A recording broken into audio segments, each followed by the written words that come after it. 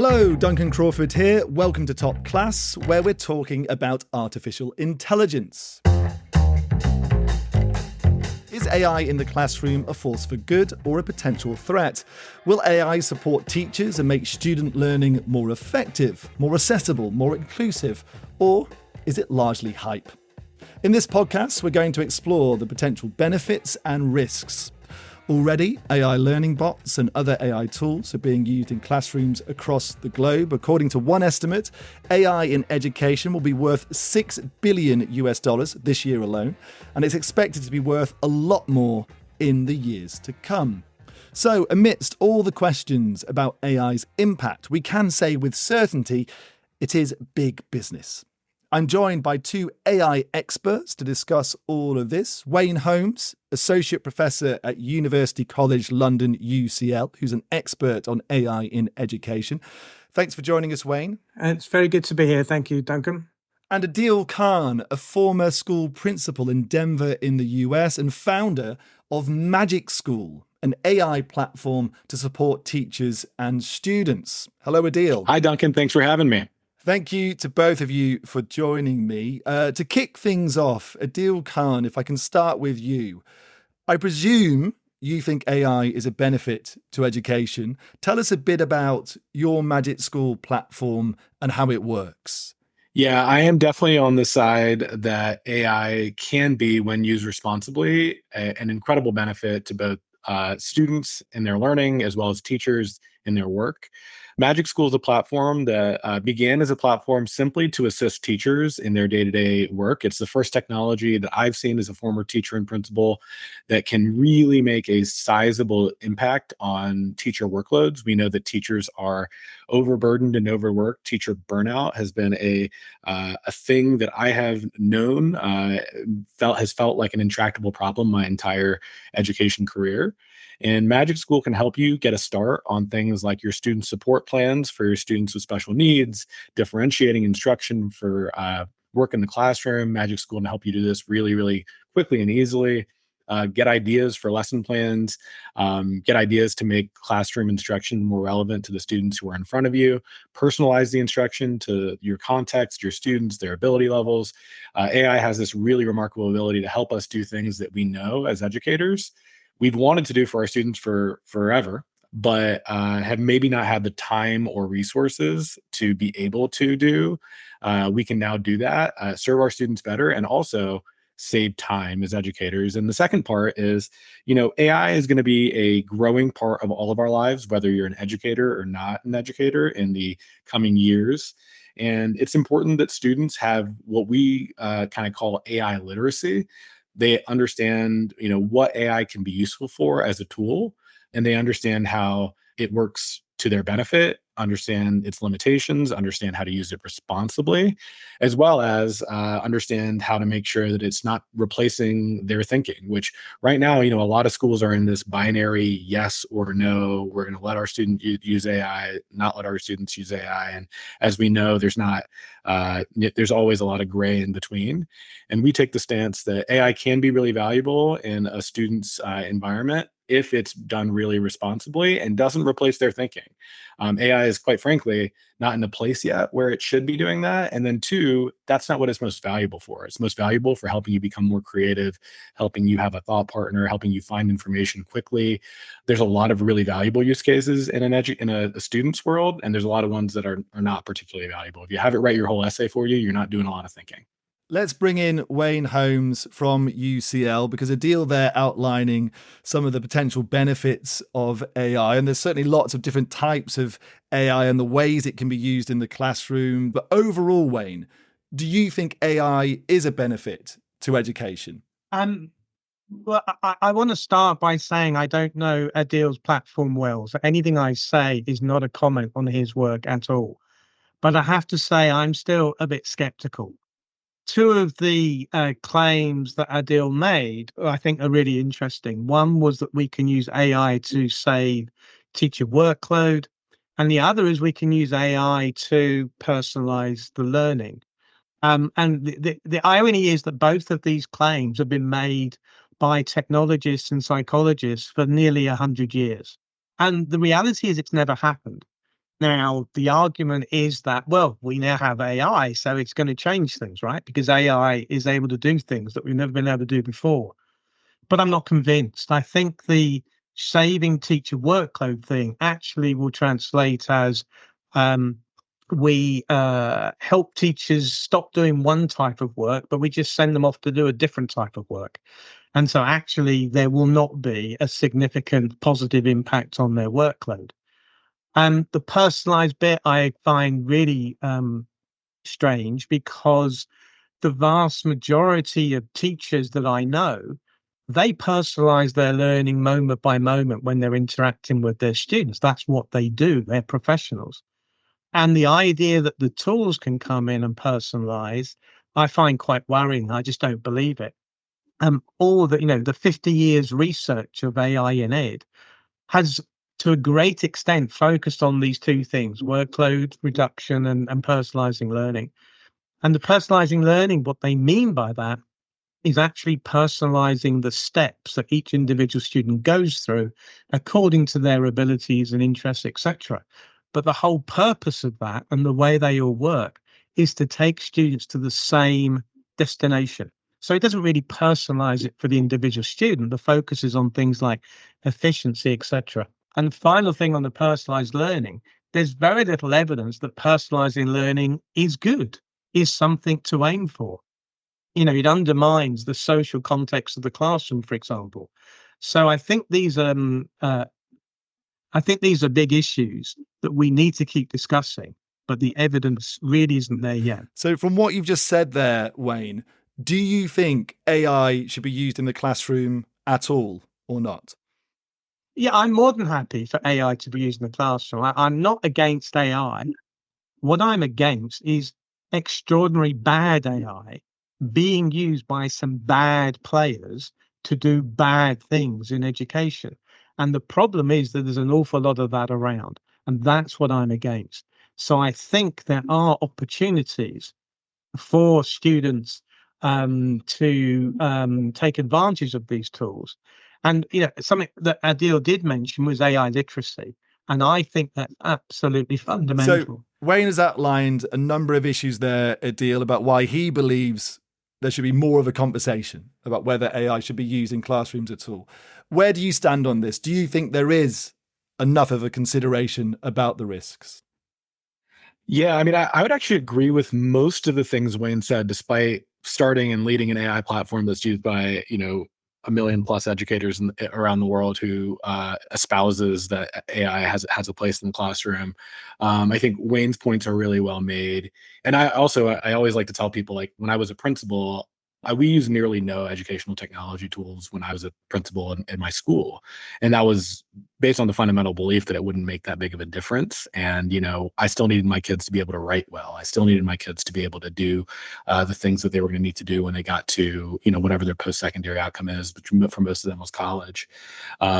And, the only technology we used were laptops and their LMS, like Google Classroom or something, because of that. So I was not a buy the hype kind of person. And, despite leading, this platform, I still fundamentally believe, and our slogan, you can see the t-shirt I'm wearing, says teachers are magic. Like, I don't believe the AI is going to be doing the personalizing learning. I don't believe the AI is going to be doing the heavy lifting, but only AI in the hands of a teacher who deeply knows their students, knows what they need, builds relationships with them, cares for them.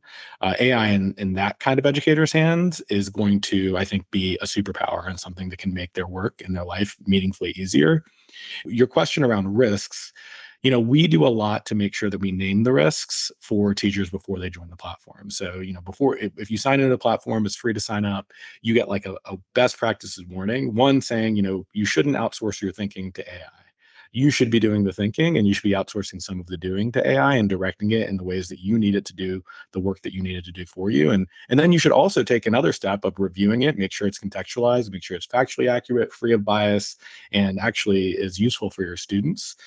Two, we say that we shouldn't be sharing like tons of personal information with these systems that, we're not familiar with what's going to be done with the data. We as a platform, we do not sell data. We don't share data. We don't store any PII for students, but these are things that you should do with any AI platform. So we have a lot of reminders from the student side and the teacher side of the platform to make sure that people are understanding what they're doing and how the technology works and what they should and shouldn't do with it before you get started. But I, on a personal level, think the technology is too powerful and too important for the future of like civilization for us to not be giving our students, giving our teachers an understanding of it. We started with teachers because we know that if there's going to be meaningful AI experiences made for students in schools, their teachers need to understand what AI is, become familiar with it, understand its benefits, its limitations, the risks associated with it. So we started with our teacher platform and just recently launched our student platform because we think that students need to be prepared for a generation where AI is a growing part of their lives and often going to be a co-pilot in their work, whatever they do. Having like a training ground, a safe, reliable, thoughtfully designed experience for them before they leave us in school is really important. The fundamental premise of this is we're not taking the teacher out of the loop. The premise of Magic School has always been that the teachers are the magic and the AI is there to help. Okay, so Adeel has just mentioned a lot of different interesting points there, and I want to try and break down some of the topics we're getting into. So let's focus on student-focused AI for a moment. And Adeel, you talked about student-focused aspects of your platform now.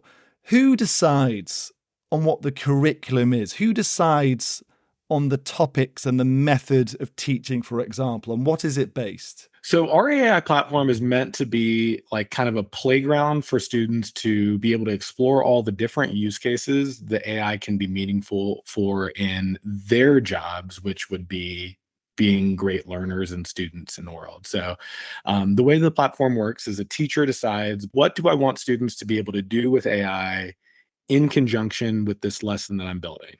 It's actually not intended to be just a standalone, you go to it, you use it. It's actually meant to be planned alongside a teacher. So a teacher is creating a lesson about entrepreneurship, and they want to do a week-long project where a student comes up with a business idea and goes through the entire process of getting ready to pitch it to an investor who might invest in them and give them the money they need to get their project off the ground.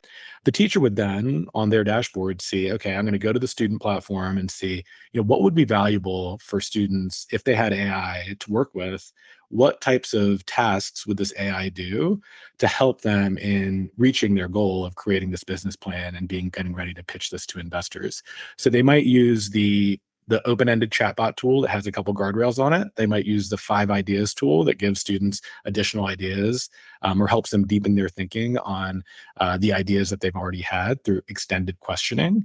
What the tool does is it modularizes the abilities of AI to be this really incredible information engine and support engine so that the teacher can just decide what are the things I want the student to do with AI that would help them practically in the assignment that they're doing, rather than just some kind of open-ended, here you go, or some, thing that's not necessarily tied. So again, to the earlier point, it's about teacher in the loop.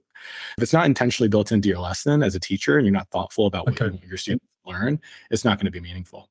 So Wayne, Adeel outlining there some of the potential uses, and certainly other people who work in the AI industry who develop AI apps, they talk about enabling students to, for example, go back over content, to learn at their own pace, to help them understand the fundamentals of things before moving on to harder content. So do you see the benefits in this?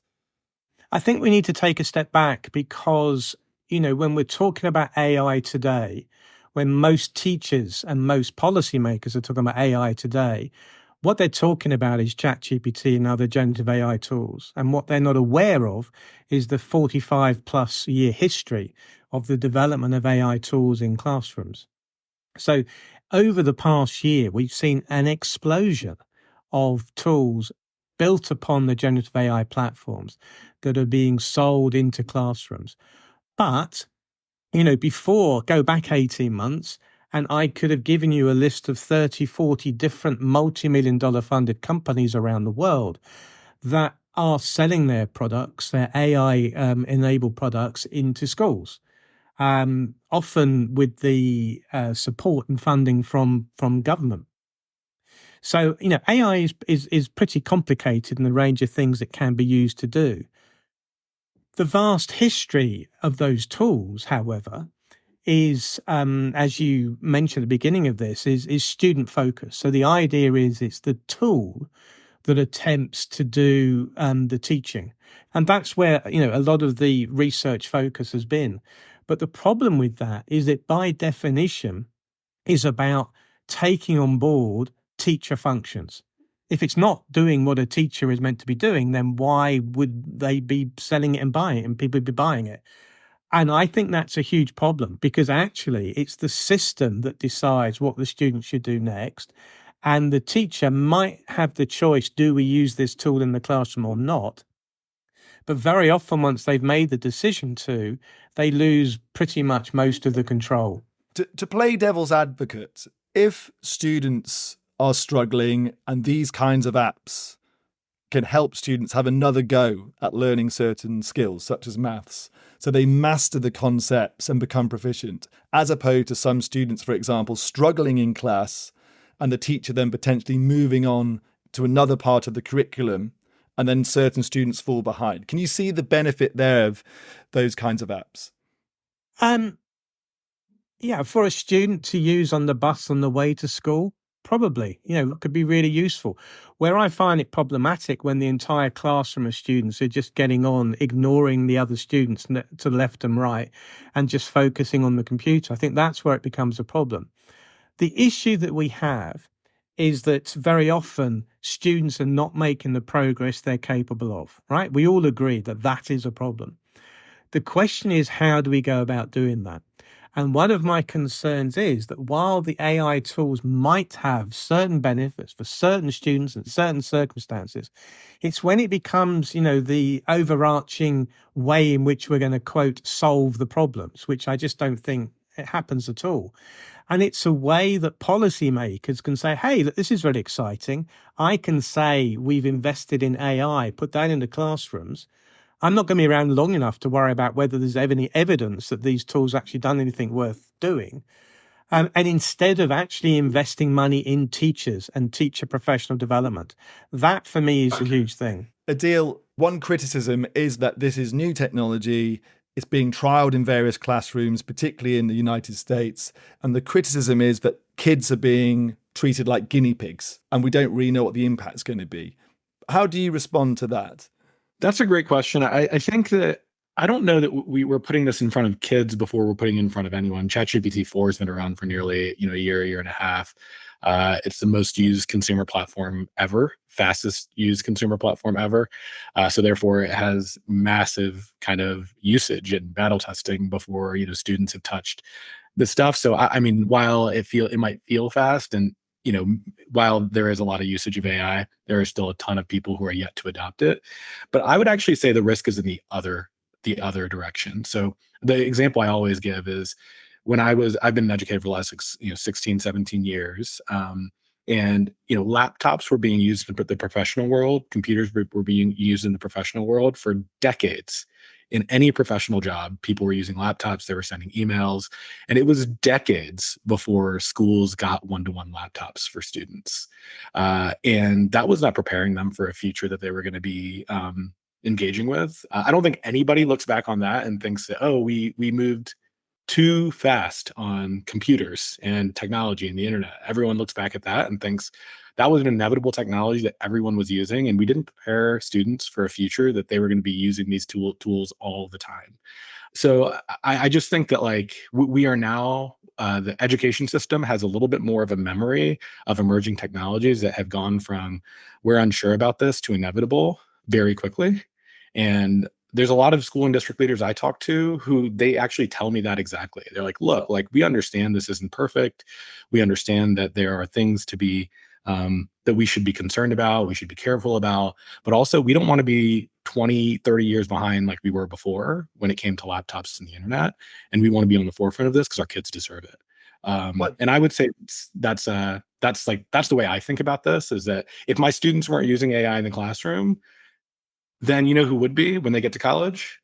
Their private school peers, who have these really open environments where they're encouraged to use new technology, who are in the wealthiest school districts and schools in the country. And why should they have access to these kinds of tools? Because they have wealthy parents and a wealthy school, and others shouldn't have access to it. One thing which critics pick up on is whether the use of AI can take away a sense of accomplishment for the student when they use it, particularly if we're talking about something like creative writing. The creative act requires considerable effort, and AI is effectively a shortcut and to an extent takes away the challenge. So do you see that as an issue? I do. I think this is an issue for the entirety of society, though. I don't think it's like a school-based issue. While schools should be paying close attention to it because we're developing young minds, this is something we're going to have to start balancing and thinking about.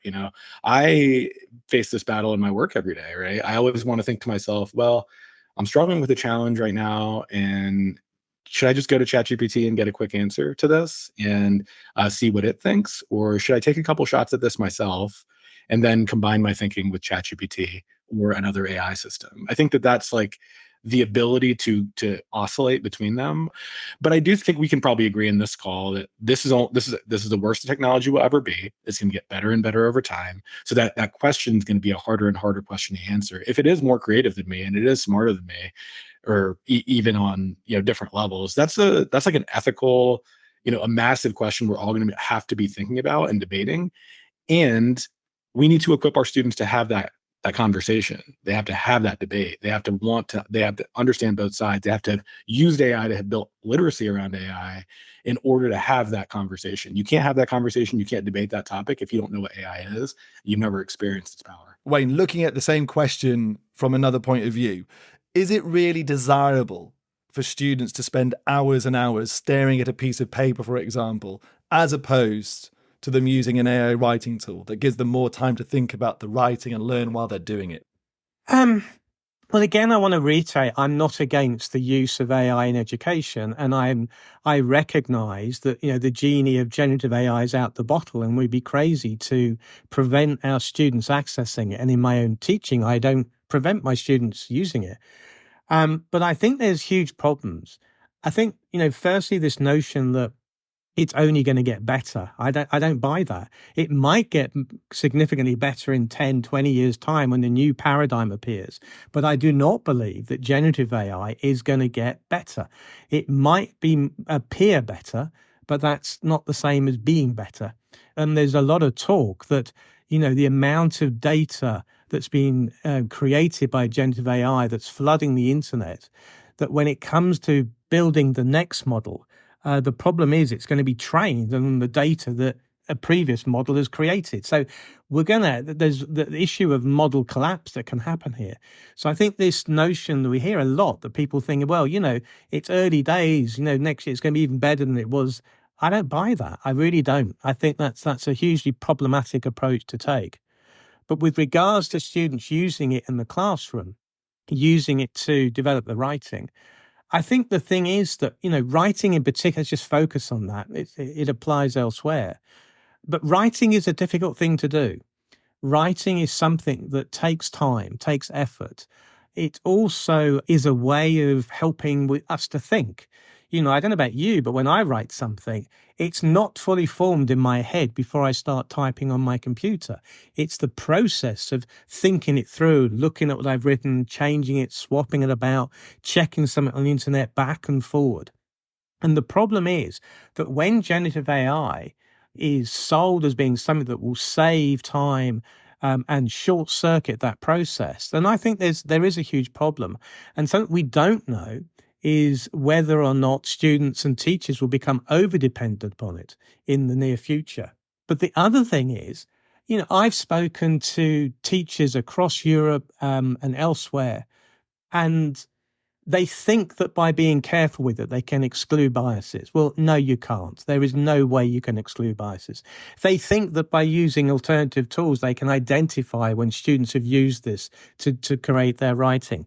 Again, no, you can't. There's no tools out there that do that. So I think we are in a challenging situation at the moment where we don't really know what the potential benefits are. We don't really know what the dangers are. We've got some ideas of both, but we need to do more work. And it comes back to what you were saying earlier. about avoiding using our students as lab rats to find out, well, is this good for them? We don't know. Okay, Wayne making a lot of points there again, including about teachers. Let's try to move the conversation on to talk about teacher-supported AI and focus on that. And one part of that debate is, does AI reduce the importance of teachers or make teachers more important? Adeel, what do you think? So one, I come from a background, I founded a public school here in Colorado. It was very successful. And the fundamental premise of the school was that the relationships we keep with our students is the foundation of the school that we build. It's not the curriculum. It's not the day-to-day instruction. It's that if kids know that they have belonging, they feel cared for, they have connection to the adults and their peers in the building, we build a culture and community of learning, that good things will happen. And they very much did. As the top performing public high school here in Colorado in the US. So you'll never hear from me the technology will replace the teacher, because I think that human connection is such an important part of the experience. Now, can AI help that human connection? Potentially, I think yes. I think that if it can automate some of the work that keeps teachers in their classrooms on their planning periods so busy with some of the paperwork that we know some of it can be offloaded, again, with teacher guidance and support. Absolutely. Can it make schools more human, more connected? I absolutely think that's true. Let me give you an example, because I saw Wayne shaking his head no, and I'm going to give you a very concrete example that I think is going to be pretty hard to argue with. One is, I was a special education teacher for my first couple of years in the classroom, and I had to write these individualized education plans, which is essentially the student support plan. I'm not sure what it's called in Europe, but for a student who has special needs, about 10% of students in the US are identified with special needs in schools. And in addition to co-teaching 2 classrooms with a content teacher, 3 classrooms in my first year, I also had 20 of these plans to make per semester. So twice a year. These plans typically took me 6, 7, 8, 9 hours. I knew my students really well. I served them in the classroom every day. I made sure they got what they needed. I knew their needs. But the writing of these things that were pretty formulaic took forever. And the first time I wrote them nearly made me quit my job because I still had all of my other responsibilities to do, and I had to do those plans. These formulaic type things, if they have the right inputs from the teacher who knows the student super, super well and understands their needs, and AI can come out with like a really beautifully formatted first draft of that plan, that would have literally changed my life. And it does, right? Like in our platform, we have one of those things, and we hear from special education teachers all over the country that this literally changed my life. And it made me want to teach more. It made me want to stay in the classroom because I had this assistance to do this thing that I had no capacity to do. I didn't get any extra time when those things were due. I didn't get to leave the classroom. These are things that are genuinely over capacity moments where AI is filling in some of that capacity and making me more sustained in my work. So yes, there are really meaningful use cases for AI to support teachers when done responsibly, when reviewed really thoughtfully, when a teacher really knows their students, that gets them to stay in the classroom and wake up the next day motivated to serve their students and not to stare at a pile of paperwork. I think the thing that we're forgetting here is Adeel is a smart guy, right? And he is somebody who has engaged with these technologies, has engaged as a professional teacher, and he gets it. And that makes perfect sense to me. My concern is that not every professional out there has that capacity. And so when they use AI to help them generate these plans, it's going to dumb down those plans slowly but surely over time. I do not believe that they will be of the quality that those students deserve. And I completely understand the time constraints that the teachers are under when they have to build such plans. I have many 65,000 word essays to mark at a time. I would love an AI tool that could help me with that, but it does not exist. So I think we need to be really careful. And I think, again, what that's doing is, I think it was really interesting when Adeel said, I didn't have the time and it almost made me leave the job. I get that. But the way to solve that process is your school administration people, the policymakers, need to give the teachers the appropriate time so that they can do the professional job that they all really want to do. I think supporters of AI would argue that in the coming years, AIs could potentially report back to teachers about how essays are written, whether information has been copied and pasted, for example, into documents from ChatGPT-4, for example. And that would mean students could potentially have more attention from their teacher, because instead of spending all-night marking, grading 30 papers at a time, teachers will save time by getting that first passive grading from the AI. It dumbs down. It really dumbs down. So this may happen, but there are no tools out there that do the kind of things you're talking about. And yet that is how they are being sold. And so teachers, bless them, who are not given the appropriate professional development, the appropriate support, are being hoodwinked by these developers who are saying, well, my tool will do this for you, will do that for you. And they simply do not. So there, for example, a classic one in higher education is the use of AI to summarize PDFs. But when you summarize another document, there are 1,000 ways more that you could summarize that document.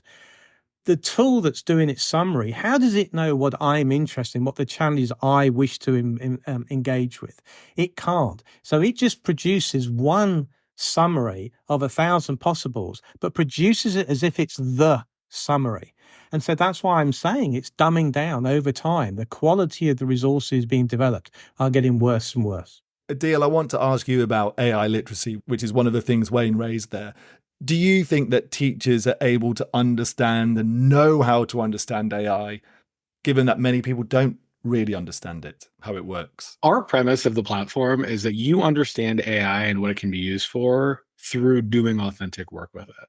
So that's the way I believe that people learn. They learn through doing authentic work, authentic projects. So that means that they're in school. And the same thing is true for a teacher. So, when you build a lesson plan that you've taught before and you look at it, you're like, this isn't as good as the one that I built myself. That's a moment of learning of like the AI's limitations, the kinds of habits and behaviors that the AI has because it built something you're familiar with. And again, we do training, we do professional development to help teachers learn this and use this. So my answer is yes. I think that teachers can learn how to use AI, and they, quite frankly, have. We have 1.7 million educators using the platform worldwide. That's nearly 1 in 3 American educators. We have a ton of folks in Europe using it as well, in the UK. It's working. Teachers can use this. I actually argue that teachers are the fastest adopting group outside of maybe engineers who are using AI in the world. I don't have a hard statistic to point that to, but there's not another AI platform for a vertical that's being used as much as ours right now, other than GitHub Copilot, which is the coding assistant for engineers.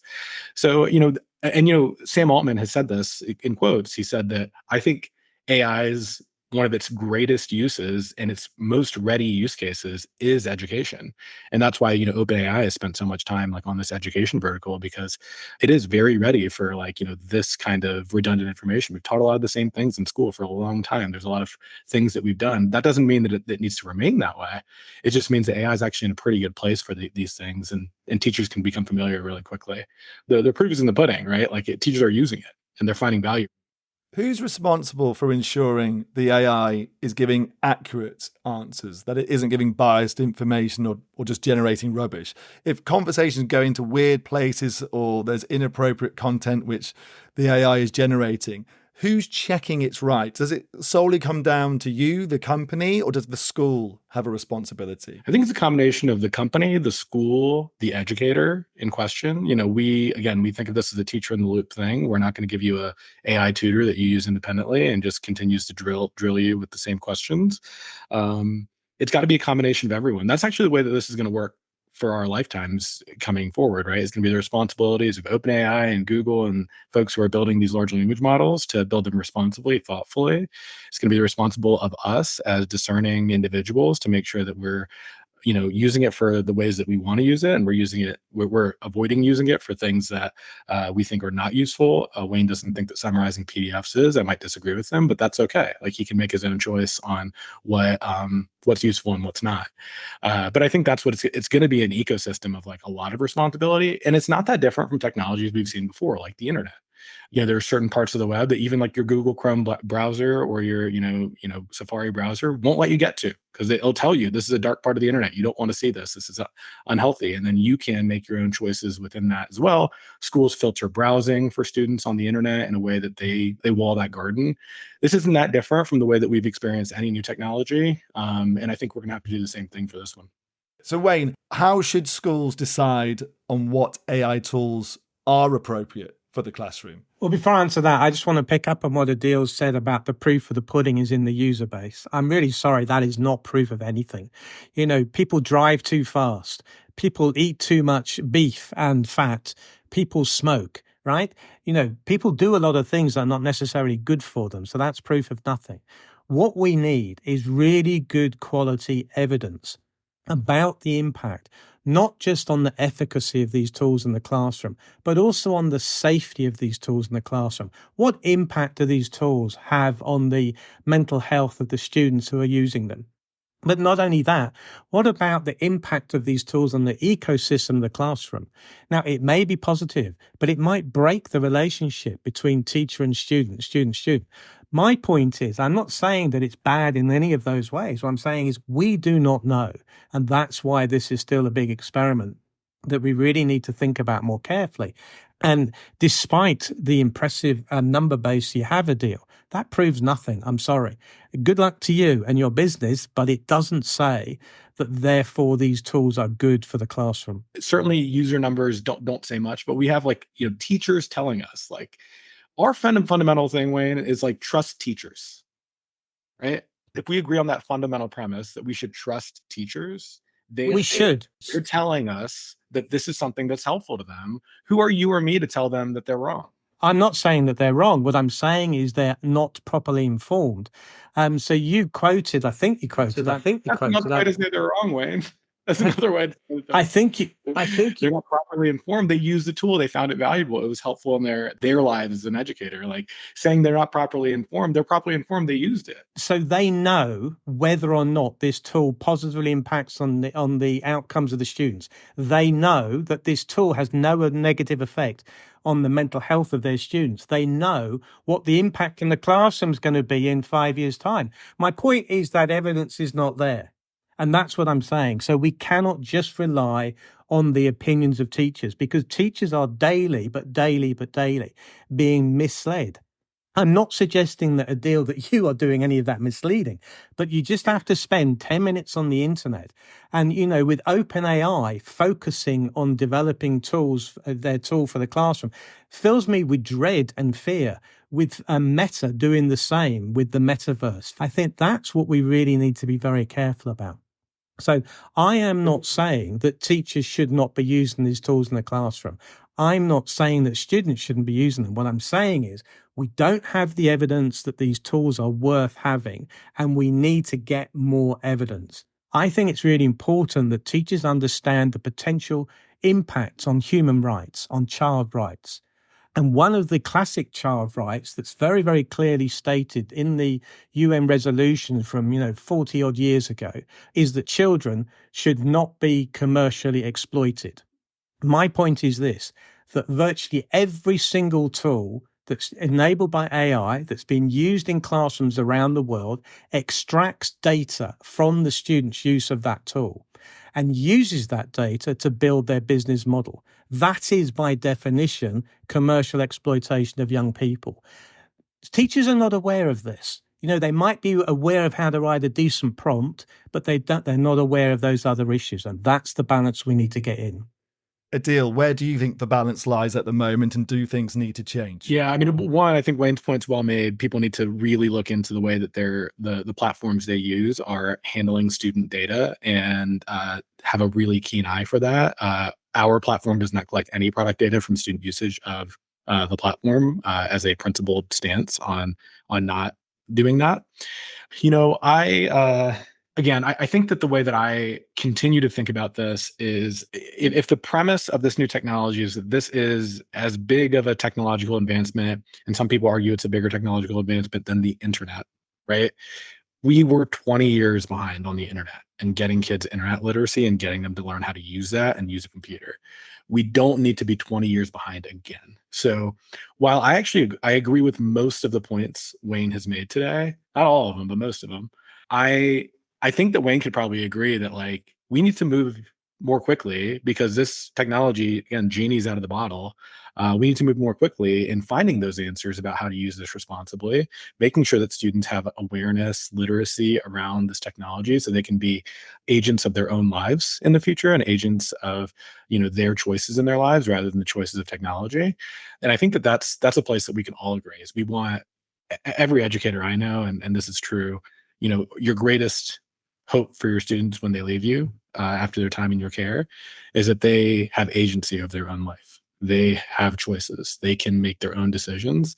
And I think that understanding AI will help you in that path toward agency in the future. You talked about the future and how it's going to change quite rapidly. Where do you think AI will be in 10 years' time, Adeel? Will classrooms and schools be functioning in the same way, or are they going to change dramatically? History would say that they're not going to change dramatically. There'll be a lot of the same principles that apply. I personally believe that AI is a generational technology and it is going to rapidly advance. And that's a point of disagreement between Wayne and I. I've even seen this in the short time of the last years we've been building our company. The appetite around schools and districts wanting to embrace AI from even last spring to this spring is night and day. I couldn't get a meeting with a school or district last spring. This spring, people are beating down our doors to get meetings with us. My big bold prediction is that in the next 5 or 10 years, we're going to see so much more creativity and interesting products come from students in school. So one of those things is those video models are going to get incredible. If you've seen OpenAI's new Sora model, that's text to video, it is absolutely incredible. And I said this before, they kind of put out previews of that text to video model, which is nearly like, theater quality. I said that there'll be a 14-year-old kid who makes a movie on their computer that we watch in the theaters. I think that'll happen in the next 5 or 10 years, and you'll see an explosion of creativity amongst young people with these incredibly powerful tools at their hands. And we are going to be asking students to do more interesting things than we've ever asked them to do in school, especially when you get to secondary grade levels, like in high school and when kids are getting closer to university, you're going to see them doing way more in school than they've ever done before. And Wayne, look into your crystal ball for me. What do you predict in the next 10 years' time? Is AI going to transform education from where it is today? I agree with Adeel on the notion that I don't think that schools will be markedly different than they are now. They're pretty resilient bodies that take a lot of moving. They're the super tankers of the world, and to change their direction is really challenging. But I do agree in the same way that we did have an explosion with, when Web 2 came out, there was a lot of new stuff going on there. But, here we are now several years after Web 2, 2.0 came out, and actually, the world hasn't really changed a great deal.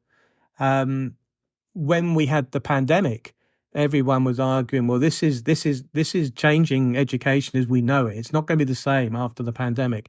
And pretty much since the pandemic has officially finished, the whole effort of education around the world has been to get back to where they were before the pandemic. So the movement, the development has been very, very slight.